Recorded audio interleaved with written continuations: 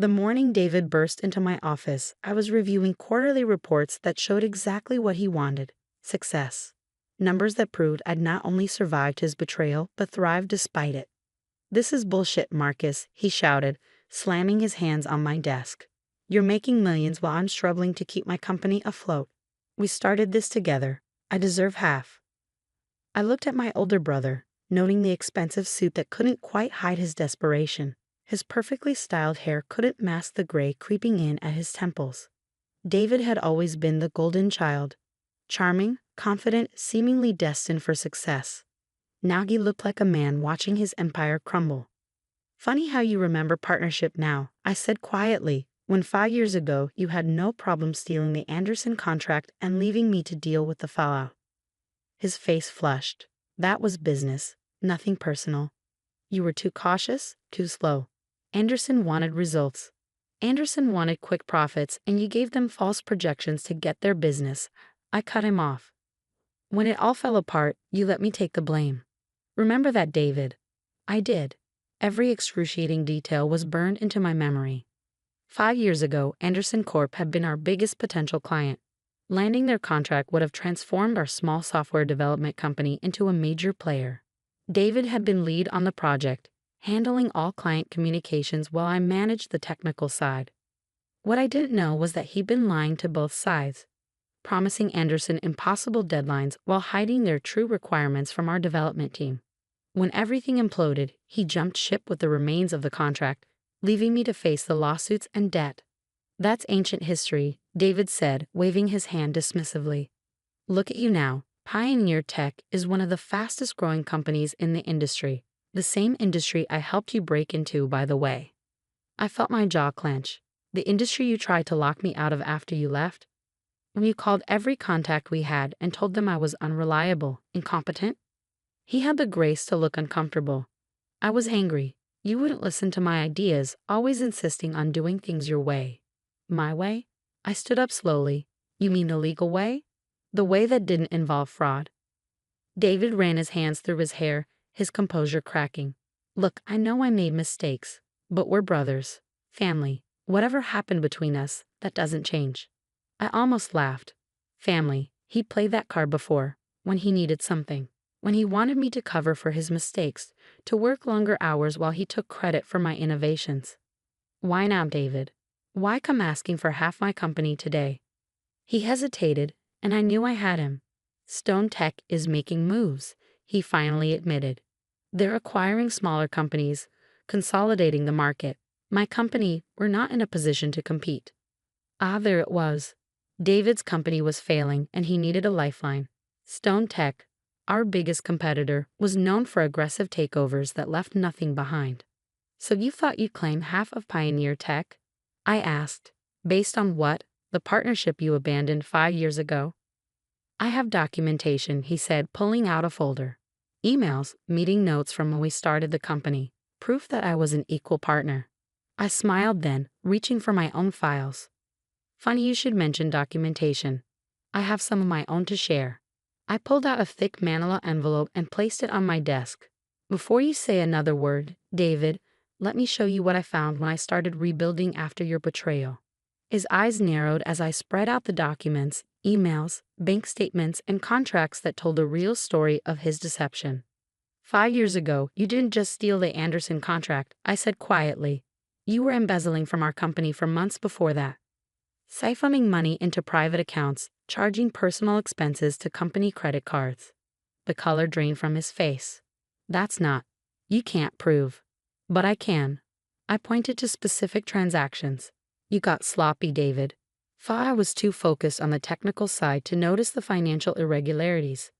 But after you left, I had to understand exactly what happened to save what was left of the company." "Those records are old," he said, but his voice had lost its confidence. "They don't matter now.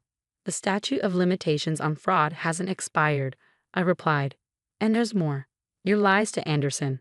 I found the original communications, the fake projections, the altered timelines. Everything you used to convince them to sign with you instead of staying with our company." David sank into the chair across from my desk, his earlier bravado evaporating. "Marcus, be reasonable. We can work something out." Like you worked things out with Anderson.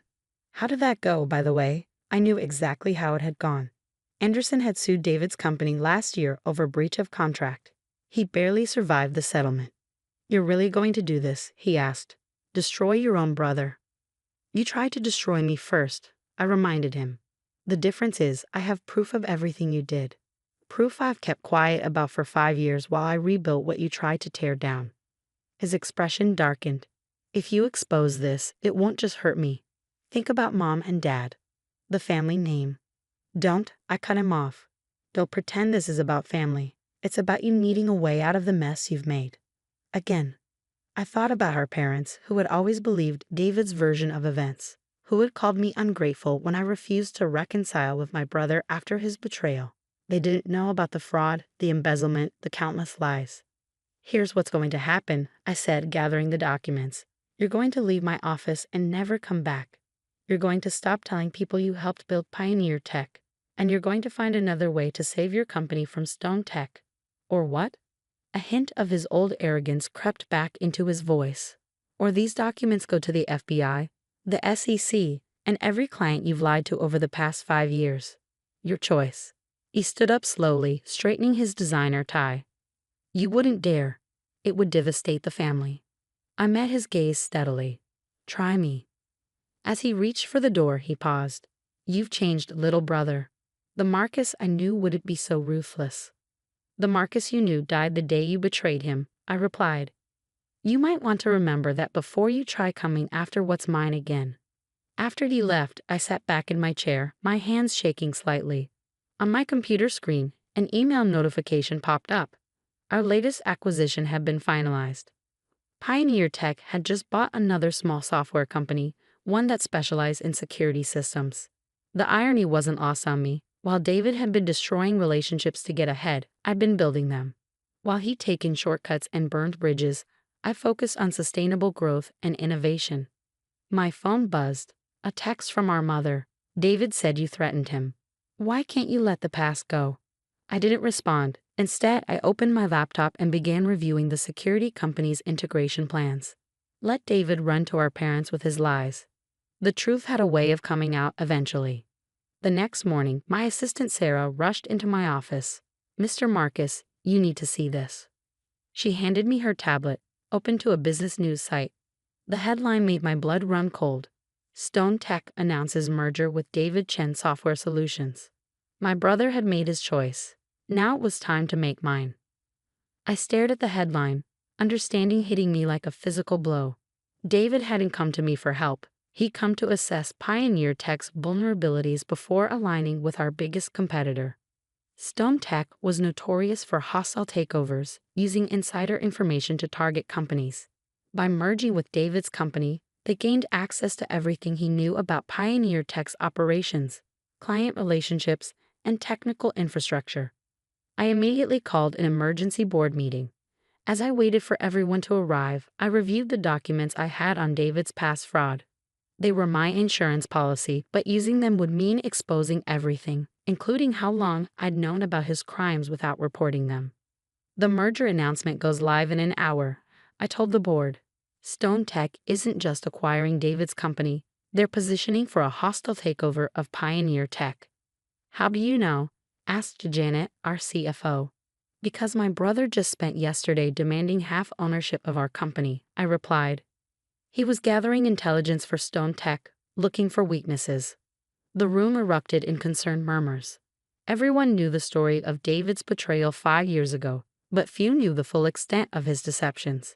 We have options, I continued, but you need to know everything first. Over the next hour, I laid out the complete history. David's embezzlement, the fraud, the carefully documented trail of his crimes. I explained how I'd discovered everything while rebuilding the company, how I'd kept the evidence as protection. Why didn't you turn him in? Asked Robert, our head of legal. Because exposing him meant risking Pioneer Tech's reputation when we were most vulnerable, I said. But now we can use this information to stop Stone Tech's takeover. My plan was simple but risky. We would release evidence of David's financial crimes to the SEC, but only the parts related to his current company. It would torpedo the merger with Stone Tech, without exposing Pioneer Tech to scrutiny about our past. Stone Tech's due diligence will uncover these issues eventually, I explained. We're just accelerating the timeline. Once they realize David's company is radioactive with fraud, they'll back out. The board voted unanimously to proceed. Within hours, our lawyers had prepared the necessary documentation and submitted it to regulatory authorities. The effect was immediate. Stone Tech's stock plummeted as news of their merger with a fraudulent company spread. David's company faced immediate investigation, and the merger was suspended pending review. That evening, as I worked late in my office, David stormed in again. But this time, he looked desperate rather than arrogant. "You've ruined me," he snarled. "Stone Tech is backing out, my investors are fleeing, and the SEC is investigating everything." "You ruined yourself," I replied calmly. "I just made sure everyone else could see it too." "I'll tell them everything," he threatened. "About how you knew and kept quiet. About all of it." "Go ahead," I said, standing. "Pioneer Tech is strong enough to weather the storm now. Are you?" He left without another word. The next day, David Chen Software Solutions filed for bankruptcy. Stone Tech's takeover plans for Pioneer Tech were quietly abandoned. 1 month later, I sat in my office reviewing acquisition proposals, not for my company, but from it. Pioneer Tech was now strong enough to start absorbing smaller firms, growing sustainably through careful expansion. My phone buzzed with a text from our father. "David's lost everything. His house, his reputation, his future. I hope you're happy." I typed back a simple response. He lost those things himself. I just refused to let him take my company down with him. Looking out over the city skyline, I thought about the journey from that devastating betrayal 5 years ago to now. David had taught me an invaluable lesson. Success built on lies eventually crumbles, but success built on innovation and integrity lasts. My assistant knocked on the door. "Mr. Marcus, the integration team for our new security division is ready for you." I gathered my files, ready to focus on Pioneer Tech's future. David had chosen his path, and I had chosen mine. In the end, the truth had done what it always does. It had come out, bringing justice with it.